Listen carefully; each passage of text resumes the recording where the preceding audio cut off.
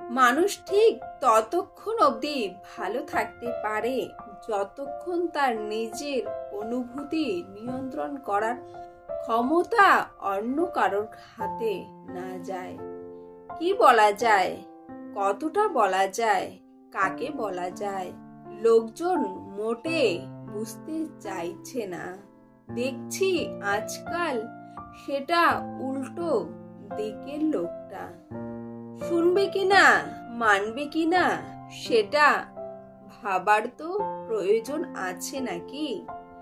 কথাগুলো কতটা যুক্তিযুক্ত সেটাই হিসেব কে করে। সীমার ভেতরে থেকে বলাটাও কিন্তু শালীনতার ভেতরে পড়ে। সবকিছু বলার অধিকার সবার নেই, সেটা বোঝার মতো পরিণত বুদ্ধি আর কজনের থাকে।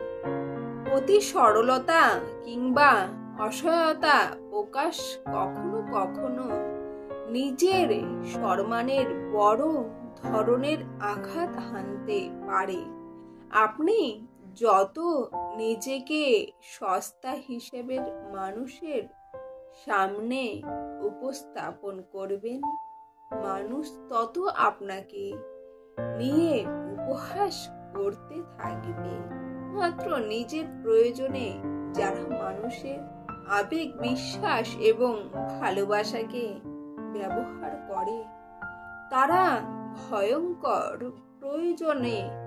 প্রয়োজন শেষে মানুষকে অবমূল্যায়ন করতে তারা কখনোই দ্বিতীয়বার ভাবে না।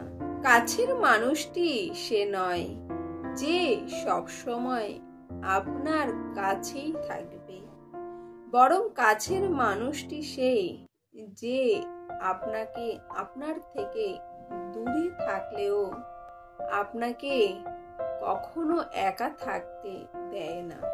কিছু মানুষ আপনাকে তার জীবনে এমন ভাবে রাখবে যে আপনাকে ছেড়ে যেতেও বলবে না, আবার শক্ত করে ধরেও রাখবে না।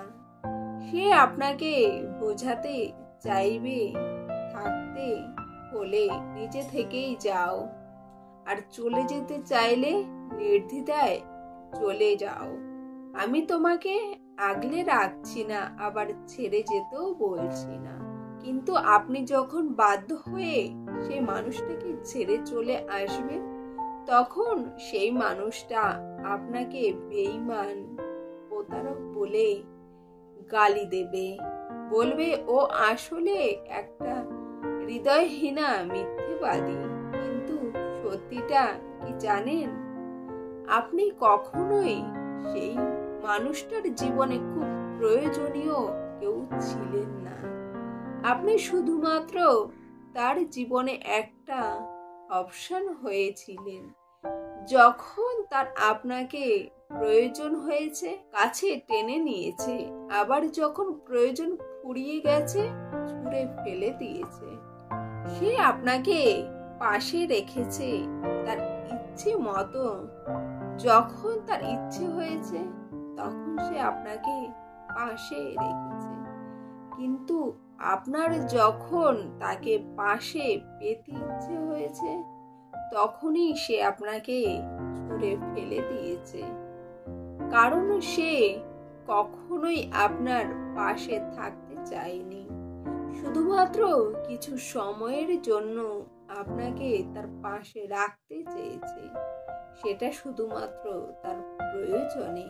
তাই কারোর জীবনে অপশন হয়ে না থাকার চেয়ে তাকে ছেড়ে একার পথ চলা ভালো।